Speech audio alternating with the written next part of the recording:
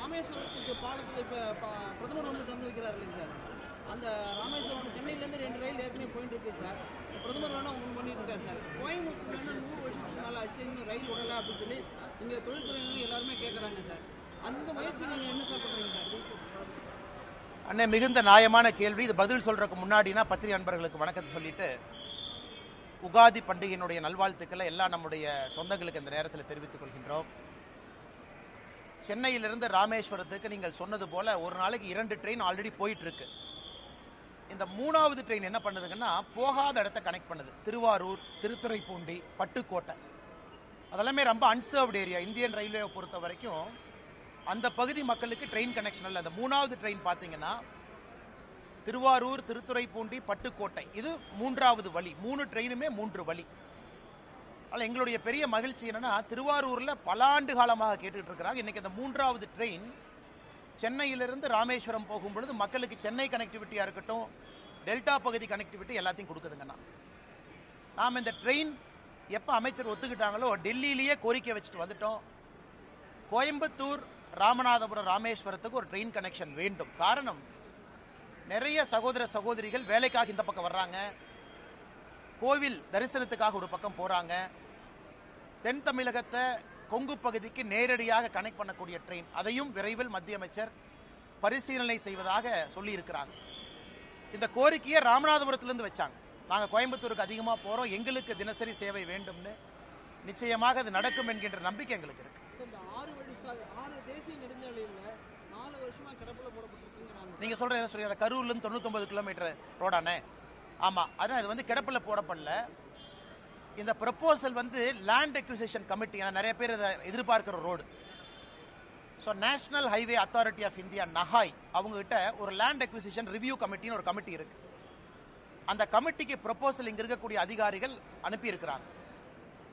அந்த ரோடு வந்து கரூர்ல இருந்து வரக்கூடிய அந்த வெஸ்டர்ன் பைபாஸ், அது 99 கிலோமீட்டர் வருதுங்கன்னா ஒரு இடத்துல ரோடு 2ஆ ஸ்பிளிட் ஆகுது. ஒன்று வந்து பெரியநாயக்கம்பாளையம் இந்த பகுதிக்குள்ள வந்துடுது, இன்னொன்று வெளியே போகுது, கோவைக்கு வெளியே. இப்போ அந்த கமிட்டியினுடைய ஸ்க்ரூட்னியில் இது இருப்பதாக நான் அறிகின்றேன். அதனால் அந்த கமிட்டி அப்ரூவல் கொடுத்த பிறகு ஃபண்ட் அலோகேட் பண்ணுவாங்க. அப்புறம் மாநில அரசு லேண்ட் அக்விசிஷன் ஆஃபீஸர் அப்பாயிண்ட் பண்ணணும். அதன் பிறகு லேண்டை எடுக்கணும். இது ஒரு ப்ராசஸ்ங்கன்னா இன்னைக்கு ப்ராசஸில் தான் இருக்குது, இது கிடப்பில் இல்லை. இது மத்திய அரசு நிராகரிக்கல. ஏன்னா இந்த பகுதியினுடைய தொழில்துறை நிறைய பேர்த்தினுடைய கோரிக்கை. அதனால் நிச்சயமாக வருகின்ற காலத்தில் வரும். ஆனால் இது ஒரு காஸ்ட்லியான ப்ராஜெக்ட். நிறைய நிதி ஒதுக்கி இங்கே இருக்கக்கூடிய டிராஃபிக் கன்ஜெஷன் நிறைய, இப்போ இருக்கக்கூடிய கரண்ட் ரோடு பார்த்தீங்கன்னா ஏகப்பட்ட ஆக்சிடென்ட் ஆகுது. தமிழகத்தில் அதிகமாக ஆக்சிடென்ட் ஆகக்கூடிய ரோடு இன்னைக்கு கோயம்புத்தூர், கரூர் இடையில் இருக்கக்கூடிய நேஷனல் ஹைவே. அதனால் இதை எல்லாத்தையும் கவனிச்சுக்கிட்டு இருக்கிறாங்க, நாங்களும் ஃபாலோ அப் பண்ணிக்கிட்டு இருக்கோம். விரைவில் இதற்கு ஒரு நல்ல செய்தி வரும் என்கின்ற நம்பிக்கை எங்களுக்கு இருக்கு.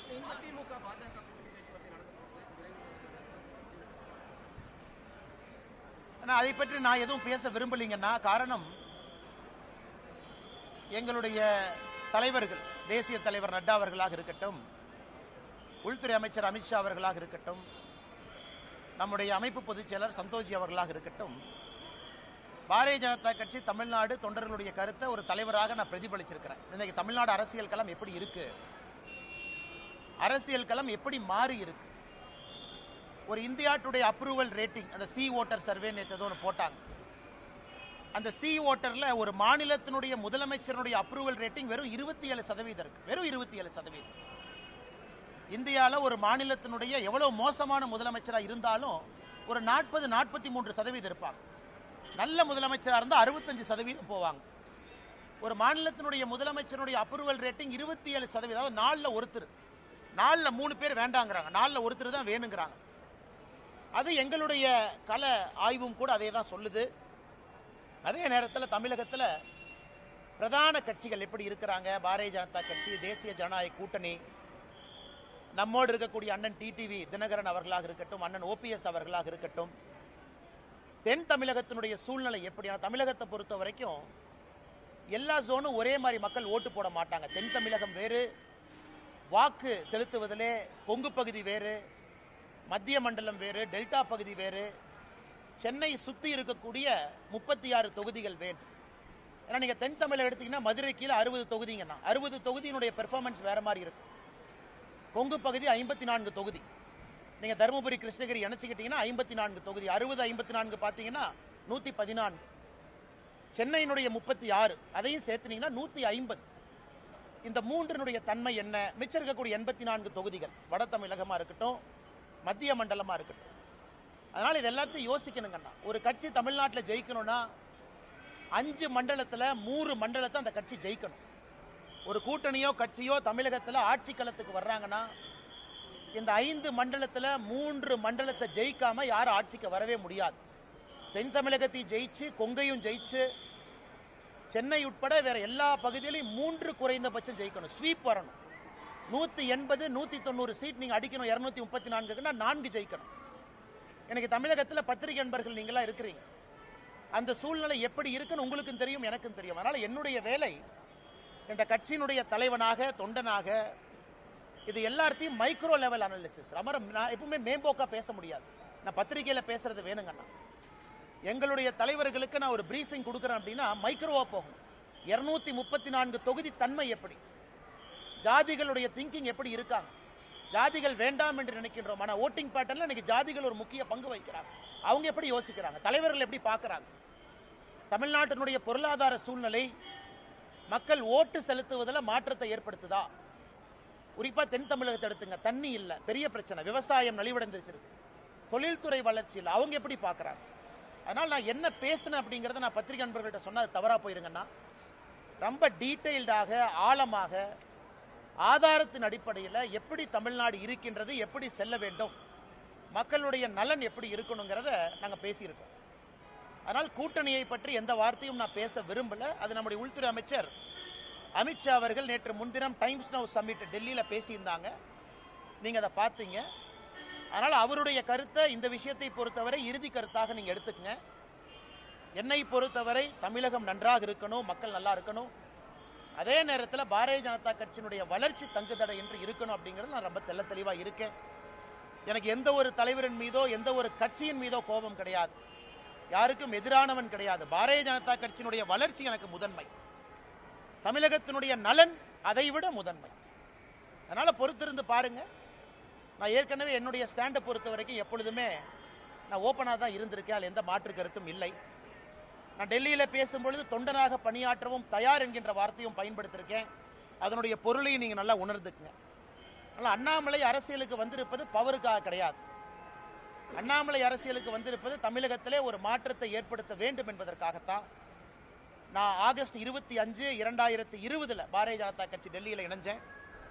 அன்றிலிருந்து இன்று வரை என்னுடைய எண்ணத்தில் ஒரு சிறு பிசிறு கூட கிடையாது. எதற்காக அரசியலுக்கு வந்தேன் என்பதை 5 ஆண்டு கழித்தும் கூட இன்னைக்கும் அதே உணர்வோடு உங்களோடு நின்று கொண்டிருக்கின்றேன். அதனால் கூட்டணி பற்றி விரைவில் நீங்க பார்ப்பீங்க. தமிழ்நாடு பாரதிய ஜனதா கட்சியினுடைய தலைவர் எப்படி இருக்கணும் அதையும் விரைவில் பார்ப்பீங்க. ஸோ என்னுடைய கடமை ஒரு கட்சி முடிவெடுக்கும் பொழுது அக்யூரேட் ஃபீட்பேக், நடுநிலைமையாக, என்னை சார்ந்தோ இன்னொருவரை சார்ந்தோ இல்லாம பெர்ஃபெக்ட் அக்யூரேட் ஃபீட்பேக்கை கொடுத்தா கட்சியினுடைய தலைவர்கள் சரியான முடிவெடுப்பாங்க. அதான் என்னுடைய நோக்கம். அதை டெல்லியிலே நான் செய்துவிட்டு வந்திருப்பதாக எனக்கு நானே சொல்லிக் கொள்கின்றேன். அதுக்கப்புறம் தலைவர்கள் எல்லா சூழ்நிலையும் பார்த்து முடிவெடுப்பாங்க.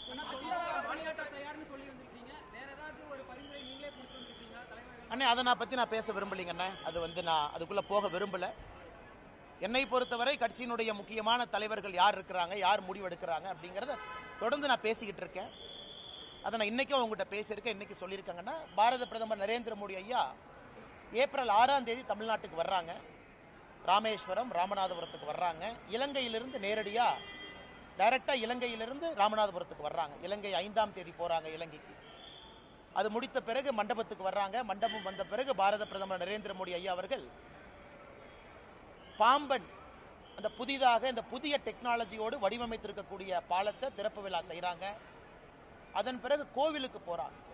ஒரு முக்கிய ஜோதிர்லிங்க கோயிலாக இருக்கக்கூடிய ராமேஸ்வரம் கோயிலுக்கு போய் ஆண்டவன் தரிசனம் முடிச்சுட்டு government meeting, government public meeting, அதாவது பாரதிய ஜனதா கட்சியினுடைய பொதுக்கூட்டம் இல்லை, அரசு நடத்தக்கூடிய பொதுக்கூட்டத்தில் பிரதமர் பங்கேற்று புதிய திட்டங்களுக்கான அறிவிப்பு எல்லாம் செஞ்சுட்டு பிரதமர் அவர்கள் மதுரை வழியாக டெல்லிக்கு திரும்பி போறாங்க. இது ஏப்ரல் 6ஆம் தேதி நடக்கிறது. அதற்கான பணிகள் எல்லாம் கூட நம்முடைய கட்சி தொண்டர்கள் செய்து கொண்டிருக்கின்றார்கள். அதுவும் எங்களுக்கு முக்கியம். பிரதமர் அவர்கள் தேர்தலுக்கு பிறகு 2024 லோக்சபா தேர்தலுக்கு பிறகு தமிழ்நாட்டுக்கு வரக்கூடிய அவருடைய முதல் விசிட் இது. அதையும் வெற்றிகரமாக அந்த பகுதியில் நடத்தி காட்ட வேண்டும் என்கின்ற முனைப்போடு இருக்கிறோம். அதனால் அரசியல் என்ன நடக்கும், எப்படி நடக்கும், எந்த நேரத்தில் நடக்கும், அதெல்லாம் சரியான நேரத்தில் நடக்குங்கன்னா மாநில தலைமை வந்து அதிமுகவுடன் கூட்டணி இல்லை அப்படிங்கிறது ஒரு தெளிவாக இருக்கும். எந்த காலத்தில் கூட்டணி இல்லை அப்படிங்கிறது அண்ணா ஒரு நிமிஷங்கண்ணா, அண்ணா ஒரு நிமிஷம். நீங்கள் என்னைய பார்ப்பீங்கண்ணா, வருங்காலத்தில் என்னை பார்ப்பீங்க. எதையும் மாற்றி பேசுவோன்னு அந்த அண்ணாமலை அல்ல, நீங்கள் பார்ப்பீங்க. அண்ணாமலையை பொறுத்தவரை ஆகஸ்ட் 25, 2020 எதற்காக அரசியலுக்கு வந்தனோ அந்த வெறியும் அந்த பசியும் அந்த நெருப்பும் உள்ள எரிஞ்சுக்கிட்டு இருக்கு. அதே நேரத்தில் கட்சி முதன்மையானது. இந்த கட்சியில் நான் ஒரு தொண்டன். இந்த கட்சி முதன்மையானது. இந்தியாவுடைய அரசியல் சரித்திரத்தை பார்க்கும் பொழுது பாரதிய ஜனதா கட்சியை பொறுத்தவரை நிறைய இடத்துல நாம் முடிவுகள் எடுத்திருக்கின்றோம். எல்லா முடிவுகளும் ஒரு தொலைநோக்கு பார்வையோட தான் நம்ம முடிவு எடுத்திருக்கோம். அதனால் என்னை பொறுத்தவரை நான் தெளிவாக இருக்கின்றேன். நான் ஏற்கனவே உங்களுக்கு நிறைய பேசிட்டேன் டெல்லியில். என்னால் யாருக்கும் பிரச்சனை வராது. அதே நேரத்தில் மாற்றி மாற்றி பேசுகிறவன் அண்ணாமலை கிடையாது. அண்ணா போன வருஷம் அப்படி சொன்னீங்க, இந்த வருஷம் இப்படி சொன்னீங்க, 2025 ஜூனில் அப்படி சொல்லுவீங்களா? என்னுடைய ஸ்டாண்ட் எப்பவுமே ஒன்று தாங்கண்ணா. தமிழ்நாடு முதன்மையாக இருக்கணும், பாரதிய ஜனதா கட்சியினுடைய வளர்ச்சி இருக்கணும். அதில் என்னுடைய தனிப்பட்ட வளர்ச்சியோ இன்னொருடைய வளர்ச்சி முக்கியம் கிடையாது. அதனால் வருகின்ற காலத்தில் நீங்கள் பார்ப்பீங்க என்னுடைய ஸ்டாண்ட் எப்பவுமே கன்சிஸ்டன்ட் தான். அதிமுக தலைவருக்கு எதிராக நீங்க கடுமையாக விமர்சிச்சிருந்தீங்க, எடப்பாடி பழனிசாமி அவர்களே விமர்சிச்சிருந்தீங்க. அந்த ஸ்டாண்ட் உறுதியாக இருக்கீங்களா? அண்ணா ஒரு நிமிஷம். அதாவது யாரை பற்றியும் நான் கடுமையாக விமர்சிக்கல, கருத்துக்களை கருத்துக்களாக வைத்திருக்கின்றேன். அது சகோதரர் விஜய் அவர்களாக இருக்கட்டும், நம்முடைய மாண்புமிகு முதலமைச்சர் ஐயா ஸ்டாலின் அவர்களாக இருக்கட்டும். நான் இந்தியா ஃபுல்லாக பிரச்சாரத்துக்கு போகிறேன். நவீன் பட்நாயக் அவர்கள் ஒரிசாலிருந்து, கர்நாடகாவிலிருந்து, ஆந்திராவிலிருந்து, டெல்லி அரவிந்த் கெஜ்ரிவால் அவர்லேருந்து எல்லா மாநிலத்திற்கும் கிட்டத்தட்ட 13 மாநிலத்தில் இந்த 3 ஆண்டுகள் நான் பிரச்சாரம் பண்ணியிருக்கேன். 13 மாநிலத்தில் எல்லா இடத்திலும் கூட எனக்கு என்ன தனிப்பட்ட விருப்பு வெறுப்பா? எனக்கும் அரவிந்த் கெஜ்ரிவால் அவர்களுக்கும் பங்காளி சண்டையா? கருத்துக்களை கருத்துக்களாக எதிர்கொண்டிருக்கின்றேன். கருத்துக்களை கருத்துக்களாக எதிர்கொள்ளணும். ஏன்னா ஐடியாலஜிக்கலி நம்ம ஸ்டாண்டு வேற வேற ஸ்டாண்டாக இருக்கு. அது மாற்று வேறு மாநில அரசியலாக இருக்கட்டும், தமிழகத்தினுடைய அரசியலாக இருக்கட்டும், எங்களுடைய கருத்துக்களை சில இடத்துல வலிமையாக சொல்ல வேண்டி இருக்கு. அதுதான் பண்ணியிருக்கேன். அதனால கடுமையாக விமர்சிச்சாங்க அப்படிங்கிற வார்த்தையை வடங்கன்னா கருத்துக்களை கருத்துக்களாக எதிர்கொண்டிருக்கின்றேன். வருகின்ற காலத்தில் நீங்க பார்ப்பீங்க என்னுடைய ஸ்டாண்டில் எந்த மாற்றமும் இல்லைங்க. அதிமுக தலைவர்கள் பாஜக தலைவர்கள் புகழ ஆரம்பிச்சிருக்காங்க. அதை பத்தி எப்படி பாக்குறீங்க? அண்ணே, நான் யாருடைய தனிப்பட்ட இதை பற்றி நான் கருத்து சொல்ல விரும்பலிங்கன்னா, அந்தந்த தலைவர்களை எப்படி பார்க்குறாங்க அப்படிங்கிறத அவங்க பிரதிபலிக்கிறாங்க. நான் ஏற்கனவே சொல்லியிருந்தேன், ஒரு மாநிலத்தினுடைய எதிர்க்கட்சி தலைவர் ஒரு நாட்டினுடைய உள்துறை அமைச்சரை சந்திப்பது எந்த விதத்திலும் தவறு இல்லை என்று சொன்னவன் நான். இன்னைக்கு தமிழ்நாட்டிலிருந்து ஃப்ளைட்டில் யார் ஏறினாலும் டெல்லிக்கு தான் வர்றாங்க, பாரதிய ஜனதா கட்சி தலைவர்களை தான் பார்க்குறாங்க அப்படின்னு மீடியாவில் நிறைய யூகம் எழுதுறீங்க. அண்ணன் செங்கோட்டையன் அவர்கள், மதிப்புக்குரிய அண்ணன் செங்கோட்டையன் அவர்களுடைய பயணம், அதில் யூகத்தை எழுதுறீங்க. பாரதிய ஜனதா கட்சியை பொறுத்தவரை திரைமறைவில் யாரையும் சந்தித்து பேச வேண்டிய அவசியம் பாரதிய ஜனதா கட்சிக்கு இல்லை. நாங்கள் எப்பொழுதுமே வெளிப்படையாகத்தான் இருக்கிறோம். காங்கிரஸ் போல டெல்லியில் அமர்ந்து தமிழ்நாட்டினுடைய அரசியலை பாரதிய ஜனதா கட்சி எப்பொழுதும் கட்டுப்படுத்தாது. அது பாரதிய ஜனதா கட்சியினுடைய சரித்திரமே சாட்சி. அதனால மீடியால வரக்கூடிய யூகங்களுக்கு நான் பதில் சொன்னா அது தவறா போயிருங்கண்ணா. டெல்லிக்கு போயிட்டு வந்த உடனே செங்கோட்டையன் அவர்களுக்கு வந்து ஒய்பிரி பாதுகாப்பு கொடுத்துருக்காங்க. யாரையும் தனிப்பட்ட முறையில் பேச வேண்டியது இல்லை அப்படின்னு. விஜய் அவர்களுக்கு பாதுகாப்பு இருக்கு. இன்னைக்கு விஜய் அவர்களுக்கு பாதுகாப்பு கொடுத்த காரணத்திற்காக இல்ல, அப்ப பாஜகவும் அதாவது மத்திய ஆளுகின்ற ஆட்சியும் விஜய் அவர்களுக்கும் ஒரு தனிப்பட்ட உடன்படிக்கை இருக்கா? இல்லை. அவர் பாரதிய ஜனதா கட்சியின் மீது ஆக்ரோஷமான கருத்துக்களை வைக்கிறாரு, பதிலுக்கு நாங்க வைக்கிறோம். அதனால இந்த செக்யூரிட்டிக்குள்ள நான் போக விரும்பலைங்க. நான் எல்லாருக்குமே தமிழ்நாட்டினுடைய சரித்திரத்தை பாருங்க, நமக்கு நேர் எதிர்கட்சிகளாக இருந்தவங்களுக்கு முதல்ல என்எஸ்ஜிஎல் இருந்துச்சு, நேஷனல் செக்யூரிட்டி கார்டு. இப்போ அது சிஆர்பிஎஃப் மாறிடுச்சுங்கண்ணா. நம்மை பொறுத்தவரை மாநில அரசு ஒருத்தருக்கு செக்யூரிட்டி கொடுக்க தவறும் பொழுது மத்திய அரசு ஸ்டெப் இன் பண்றாங்க. அப்படித்தான் நான் பாக்குறேங்கண்ணா. மாநில அரசினுடைய ஸ்டேட் செக்யூரிட்டி கேட்டகரைசேஷன் கமிட்டின்னு ஒன்று இருக்கு. ஏடிஜி இன்ட் லா அண்ட் ஆர்டர்லாம் அதில் இருக்காங்க. அவர்கள் முறையாக கொடுக்கும் பொழுது அதில் எங்கேயுமே விருப்பு வெறுப்பு இருக்கக்கூடாதுன்னு நினைக்கிறோம். அதனால் மத்திய அரசு யாராச்சும் ஒருத்தர் கொடுக்குறாங்க, அதில் ஒரு அரசியல் காரணம் அப்படின்னு யாராச்சும் கற்பிக்க நினைத்தால் அதை நான் இந்த நேரத்தில் மறுக்கிறேன் அண்ணா. Ex MLA, ex minister, sitting MLA, ex minister, அதே போல நிறைய பேர் இருக்காங்க. ஆனால் அவருக்கு மட்டும் ஏன் ஒரு கேள்வி தானே நடக்கூடிய அரசியல். ஆனால் எனக்கு தெரியலீங்கண்ணா, நீங்கள் அந்த செக்யூரிட்டி கேட்டகரைசேஷன் கமிட்டி, அரசியல் சூழல், குறிப்பாக தொண்டர்கள் வருவது, பாதுகாப்பு, காரணம், கருத்துக்கள் பேசுவது, அதை பற்றி நான் சொல்ல விரும்பலிங்கன்னா இருக்கலாம். இன்டெலிஜென்ஸ் ஏஜென்சிஸ் என்ன பிக் பண்ணுறாங்க, அந்த செக்யூரிட்டி கேட்டகரைசேஷன் கமிட்டியில் என்ன யோசிக்கிறாங்க, இதெல்லாம் கூட ஒரு காரணமாக இருக்குங்கண்ணா. பட் நான் விஜய் அவர்களுக்கும் இதே தான் சொல்கிறேன், அண்ணன் செங்கோட்டையன் அவர்களுக்கு இதே தான் சொல்கிறேன். மாற்று கருத்து பேசக்கூடிய நண்பர்களுக்கும் நம்ம கொடுத்துருக்கிறோமே, அப்போ நமக்கும் விஜய் அவர்களுக்கும் உறவா? நிச்சயமாக கிடையாது. அப்போ நமக்கும் செங்கோட்டையன் அண்ணனுக்கும் உறவா? நிச்சயமாக கிடையாது. இது வந்து அந்த ரீதியில் தான் நீங்கள் பார்க்கணுங்க. மேடம் கேளுங்க மேடம். இல்லை மேடம், இன்னவே எல்லா அரசியல் கட்சிகளும் அவர்களுடைய நிலைப்பாட்டை தெரிவிச்சிட்டாங்கன்னா மக்களுக்கு அது ரொம்ப சௌரியமாக போயிடும். சகோதரர் விஜய் அவர்களாக இருந்தாலும் கூட அரசியல் எதுக்கு வந்திருக்காங்க, யாரை எதிர்க்கிறாங்க, என்ன காரணத்திற்கு இங்கே அரசியல் பண்ணுறாங்க, அந்த நிலைப்பாட்டை தெரிவிக்கணும். அதனால் சகோதரர் அவர்கள் விஜய் அவர்கள் நிலைப்பாட்டை தெரிவிச்சுக்கிறாங்க, நான் வரவேற்கிறேன், நோ ப்ராப்ளம். இதுக்கு தான் அரசியல் வந்திருக்கேன். பட் நாங்கள் திமுகவையும் எதிர்க்கின்றோம், இப்படித்தான் எதிர்க்கிறோம். அதாவது திமுகவை எதிர்க்கும் பொழுது பாரதிய ஜனதா கட்சியினுடைய கொள்கையும் திமுக கொள்கையும் 1008 வித்தியாசம் இருக்கு. திமுக 2 மொழி, நாங்கள் 3 மொழி பேசுகிறோம். திமுக நீட்டு வேண்டாம், நாங்கள் நீட்டு வேண்டுன்னு சொல்கிறோம். திமுக வக்ஃப் போர்டுக்கு எதிரி, நாங்கள் வக்ஃப் போர்டு வேணும்னு சொல்கிறோம். இது எதிர்ப்பு, அதாவது கொள்கை ரீதியான எதிர்ப்பு. அதனால் இன்னைக்கு மக்கள் அரசியல் கட்சிகளை பார்ப்பாங்க, வெறுமனே எதிர்க்கிறீங்களா, பேச்சுக்காக எதிர்க்கிறீங்களா, இல்லை எதிர்க்கிறீங்கன்னா உங்களுடைய கொள்கை அடிப்படையிலே மாறுபட்ட கொள்கையா, இது மக்கள் பார்ப்பாங்க. இன்னைக்கு பாரதிய ஜனதா கட்சியினுடைய எதிர்ப்பு என்பது அடிப்படையிலே மாறுபட்ட கொள்கையோடு திராவிட முன்னேற்ற கழகத்தை நாம் எதிர்த்துக் கொண்டிருக்கின்றோம். 100 நாள் வேலைவாய்ப்பு திட்டத்தில் வந்து 4000 போராட்டம் பல இடத்துல வந்து மக்களை வந்து நாமசபை தவறான ஒரு விஷயத்தை சொல்லி வந்து கூட்டியிருக்காங்க. அண்ணா, 100 நாள் வேலைவாய்ப்பு திட்டத்தை பற்றி நல்ல ஒரு கேள்வி கேட்டீங்கண்ணா, நான் பதில் சொல்கிறேங்கண்ணா. அண்ணா, தமிழ்நாட்டை பொறுத்த வரைக்கும் சில டீட்டெயில்ஸ் நான் கொடுக்குறேங்கண்ணா, நல்லா எழுதி வச்சுக்கங்கண்ணா. எந்த அளவுக்கு ஃப்ராடுத்தனம் இங்கே இருக்கக்கூடிய திராவிட முன்னேற்ற கழகத்தினுடைய ஆட்சியாளர்கள் செய்கிறாங்க அப்படிங்கிறத, எந்த அளவுக்கு ஃப்ராடுத்தனம் பண்ணுறாங்க நீங்கள் பார்க்கணுங்கண்ணா. ஆனால் அதாவது நான் சொல்கிறது நல்லா கேட்டுங்கண்ணா, தமிழ்நாட்டை வர பின்தங்கிய மாநிலங்கள் இந்தியாவில் நிறையா இருக்குங்கண்ணா.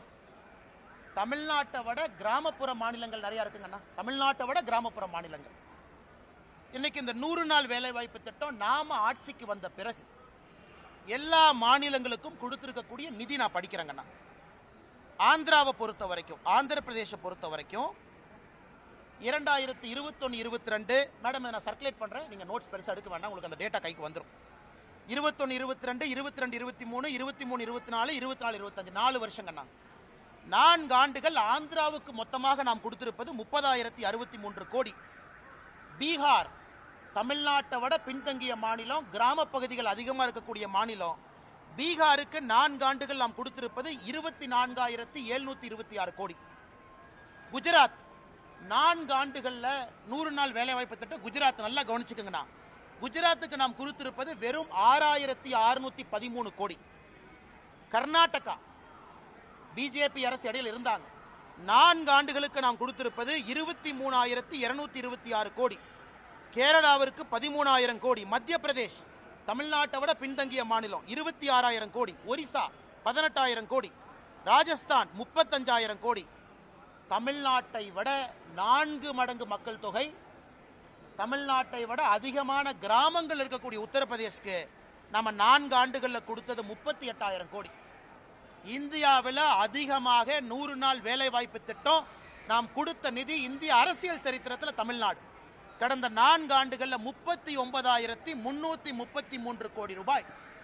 யூபி தமிழ்நாட்டை விட 3 மடங்கு மக்கள் தொகை அதிகம், தமிழ்நாட்டை விட கிராமம் அதிகம். அவங்க நடத்தாத 100 நாள் வேலைவாய்ப்பு திட்டத்தை அவன் நடத்திட்டு இருக்கா. என்ன கதை விட்டுட்டு சுத்துறாங்களா? அப்ப யாரு பேர்ல நீ போலி கணக்கு எழுதுற? யூபியில 23 கோடி மக்கள், 24 கோடி. யூபியில 38,687 கோடி. தமிழ்நாட்டில் 8.5 கோடி மக்கள் தொகை. தமிழ்நாட்டில் எவ்வளவு காசு வாங்கியிருக்காங்க? 39,338 கோடி. இதை கனிமொழி அக்கா பார்லிமெண்ட்ல பேச மாட்டாங்களா?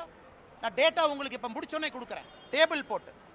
அது மட்டும் இல்லைங்கன்னா, தமிழ்நாட்டுக்கு கொடுத்திருக்கக்கூடிய 100 நாள் வேலைவாய்ப்பு திட்டத்தினுடைய நிதி என்பது மகாராஷ்டிரா, தெலங்கானா, சத்தீஸ்கர் 3 மாநிலத்தை சேர்த்துனாலும் தமிழ்நாட்டினுடைய நிதியை விட குறைவா வாங்கியிருக்கிறாங்க. என்ன நியாயம் இது? அதுக்கு அடுத்தது பாருங்க, மொத்தம் கிராம பகுதி மக்கள் தொகை, அக்கா கேட்பாங்க, இந்து அக்கா, அண்ணா நீங்க இப்படிலாம் சொல்லக்கூடாது, கிராம பகுதி ப்ரொபோஷனேட் சொல்லுங்க. ஆந்திரால கிராம பகுதி மக்கள் தொகை பீகார்ல 9%, மத்திய பிரதேசில் 5%, உத்தரப்பிரதேசில் 15%, தமிழ்நாட்டில் 3.7 கோடி, 8.5 கோடியில் 3.7 கோடி, உத்தரப்பிரதேசில் 23 கோடியில் 15 கோடி கிராமப்புறம். 23 கோடி மக்கள் தொகையில் 15 கோடி கிராமப்புறம், அவன் 38,000 கோடி. 8.5 கோடி மக்கள் தொகையில் 3.7 கோடி கிராம மக்கள், ஆனால் நான் 39. அப்போ இடையில எவனோ பணத்தை சாப்பிட்றான். Clear, data clear.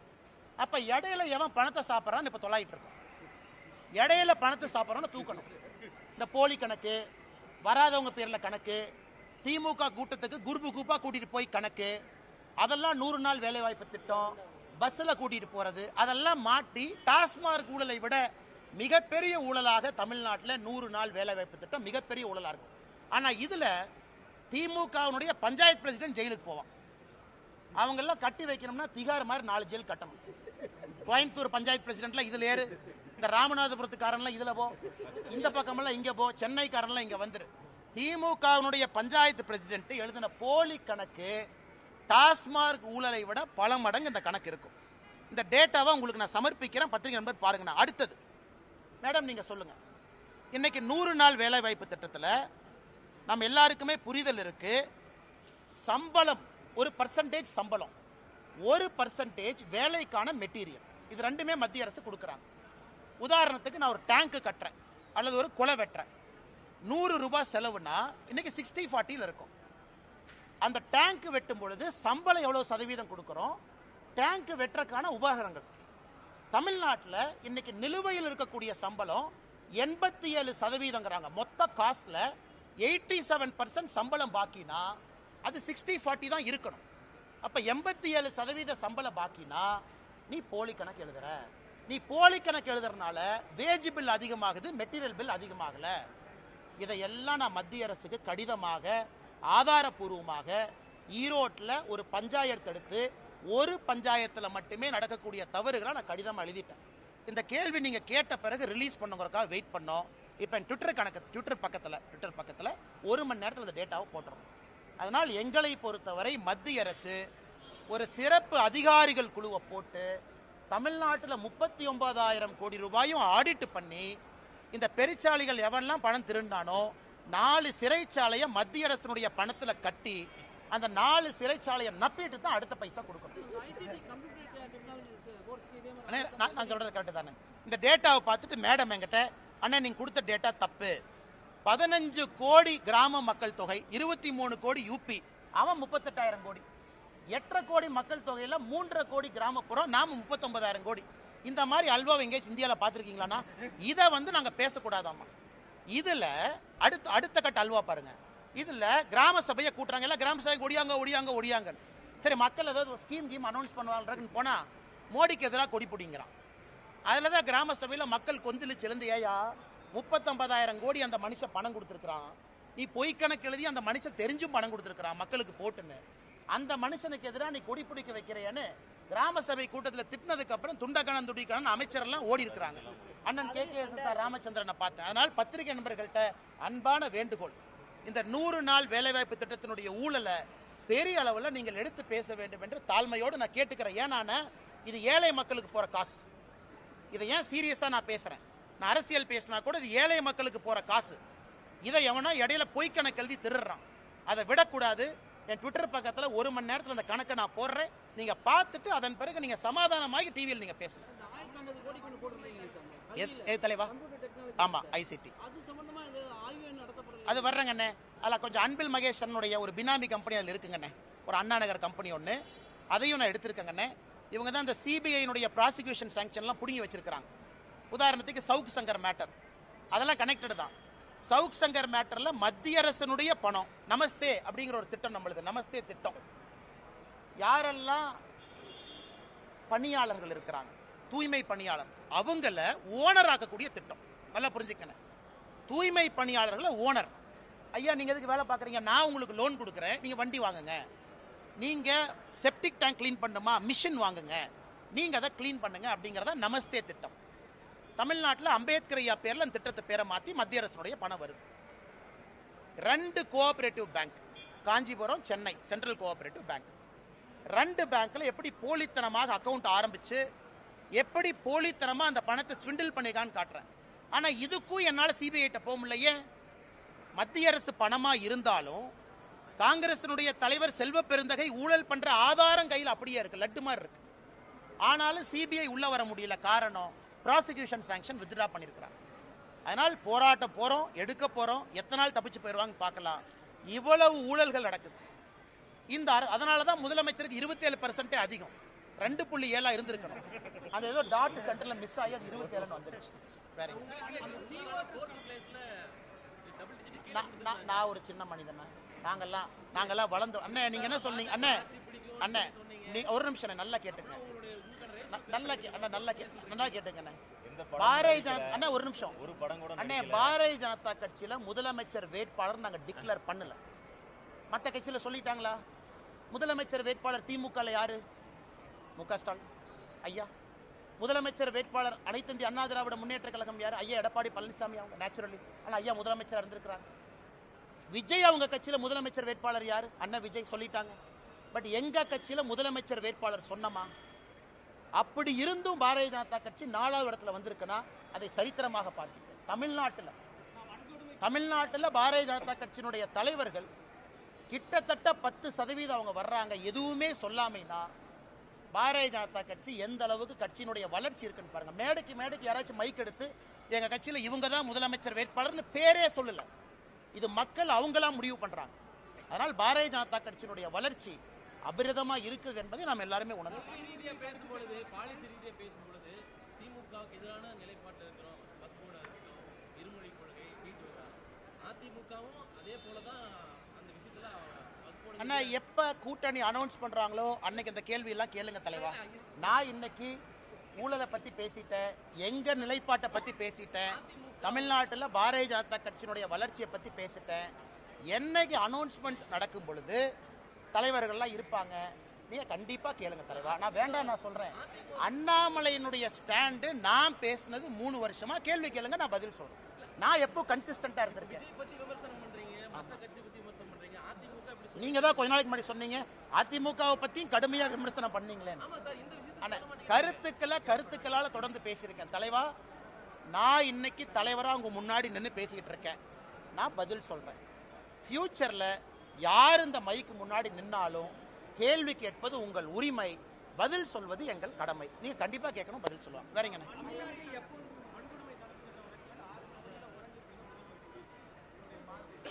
அண்ணே, நம்ம முதலமைச்சரை பொறுத்த வரைக்கும் டேட்டாவை கையில் எடுத்துக்குவாருண்ணே. எந்த பீரியடுக்கு குறைஞ்சிருக்குன்னு பின்னாடியே போவார்.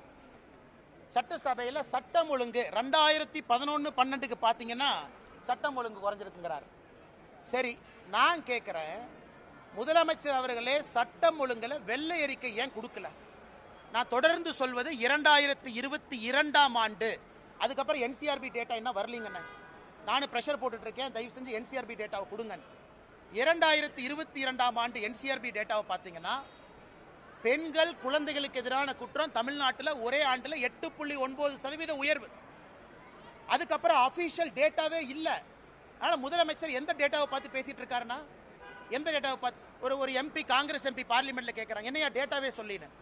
அமைச்சர் சொல்றாங்க, அண்ணே டேட்டா நான் சொல்ல முடியாது, மாநில அரசு டேட்டா கொடுத்தா தான் நான் கொடுக்க முடியும். மாநில அரசு டேட்டா கொடுக்க மாட்டாங்க, கொடுத்தா தானே என்சிஆர்பியில் வரும். ஸோ இவங்களுடைய ஆட்சி வந்த பிறகு குற்றங்கள் அதிகமாக இருக்குது. இது பாராளுமன்றத்தில் அஸ்வினி வைஷ்ணவ் அவங்க பதில் சொல்லியிருக்காங்க. மேடம், நீங்கள் தமிழ்நாட்டில் டேட்டா கொடுத்தா பப்ளிஷ் பண்ணுறதா எங்கள் வேலை. தமிழ்நாட்டு அரசு கிட்ட போய் டேட்டா வலுக்கட்டாயமாக வாங்கக்கூடிய உரிமை எங்களுக்கு இல்லை. அதனால் முதலமைச்சர் அவர்கள் எந்த காலகட்டத்தை பார்த்துட்டு இருக்காரு, எங்க பப்ளிக் டேட்டா எங்க? பத்திரிகை நண்பர்களுக்கு வெள்ளை அறிக்கை பப்ளிக் டேட்டா கொடுக்கணும். 2021, 22, 23, 24, 25 வேண்டாம், உங்க முன்னாடி கொடுக்கட்டும். உமன் அண்ட் சில்ட்ரன் எவ்வளவு, கேங் ரேப் எவ்வளவு, அட்ராசிட்டி அகேன்ஸ்ட் உமன் எவ்வளவு, SC ST prevention of atrocity act என்ன, எதுவுமே இல்லாம எப்படி நான் பதில் சொல்றது?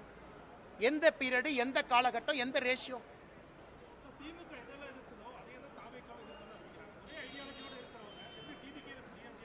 அதான் நான் உங்கள்கிட்ட கேள்வி கேட்டேன்.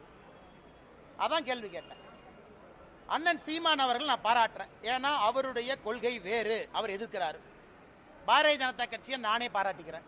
எங்க கட்சியாக இருந்தாலும் நாங்கள்லாம் சேர்ந்து பாராட்டிக்கிறோம். ஏன்னா எங்க கொள்கை வேறு, நாங்கள் எதிர்க்கிறோம். மிச்ச கட்சிகளாக ஒரே கொள்கை தானே. நீங்க கேட்டீங்க அண்ணன் டிவிக்கு, அவங்களாம் ஒரே கொள்கை தானே. ஆனால் புதுசா என்ன கொண்டு வர்றாங்கன்னு கேட்குறேன். அதனால தான் நாங்கள் தைரியமா இருக்கிறோம். தேசிய ஜனநாயக கூட்டணி வரக்கூடிய தேர்தலில் பெரிய அளவில் வெற்றி வாய்ப்பை கொண்டு வரும் என்கிற நம்பிக்கை எனக்கு இருக்கு. ஏன்னா முதலமைச்சருடைய அப்ரூவல் ரேட்டிங்கே 27% என்ன. இந்தியாவில் எங்கேயாச்சும் அநியாயம் பார்த்துருக்கீங்களா? அந்த அநியாயம்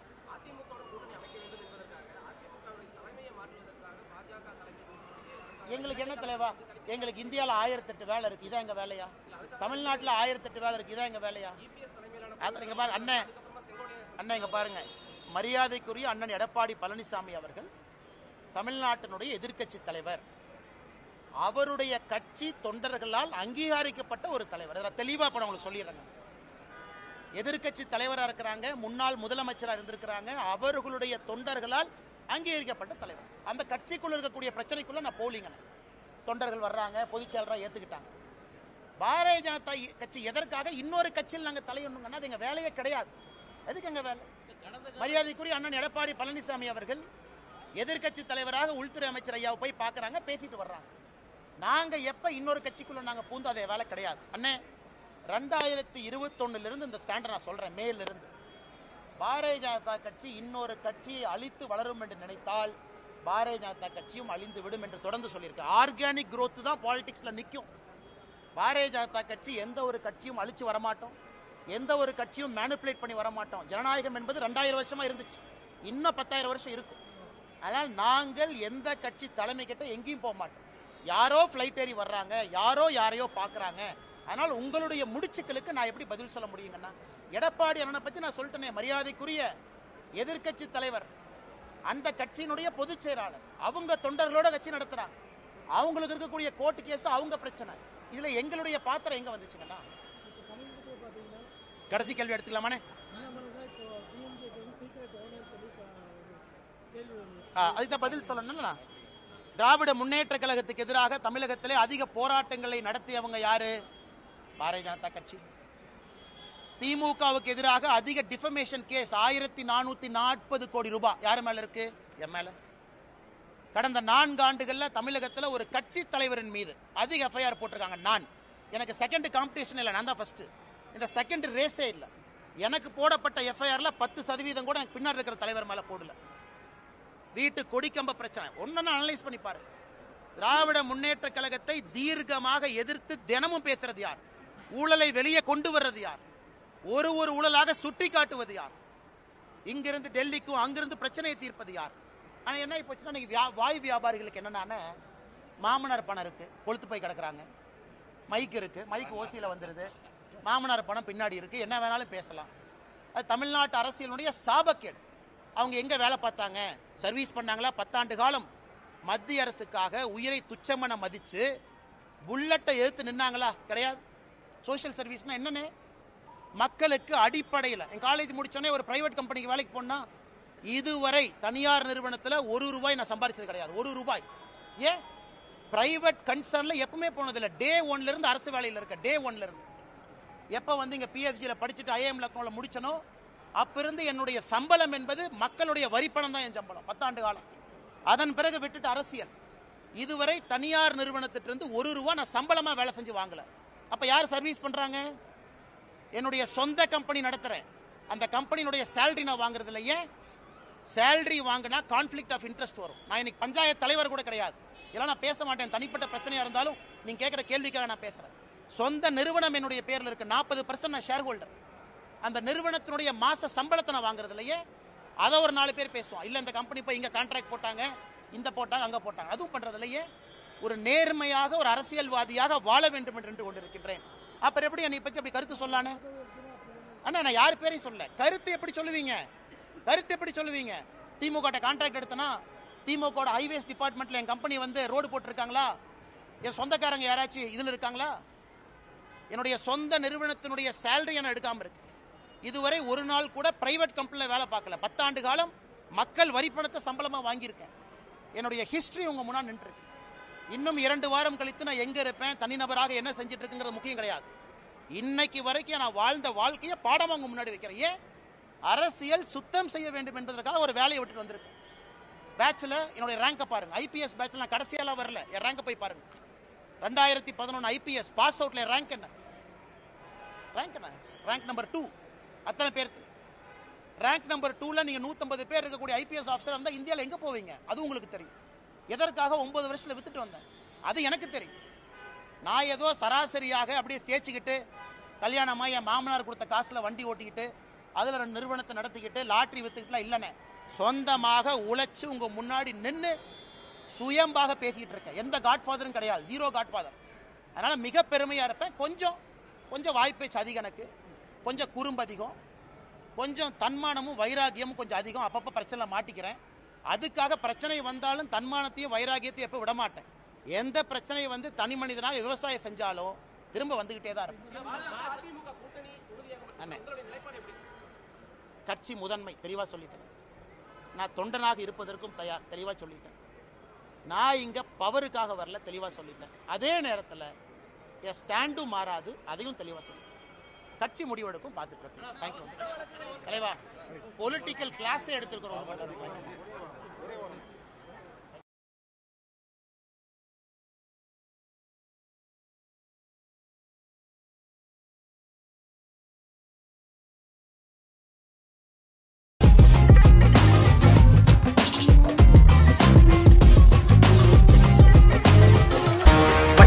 தப்பாதுடா சிங்க இது சிக்காதுடா சுத்து போட்டு நிக்காதடா சூற விட்டா தாங்காதுடா சிவண்டா சிவண்டா சிவண்டா எதுக்க எவண்டா எவண்டா எவண்டா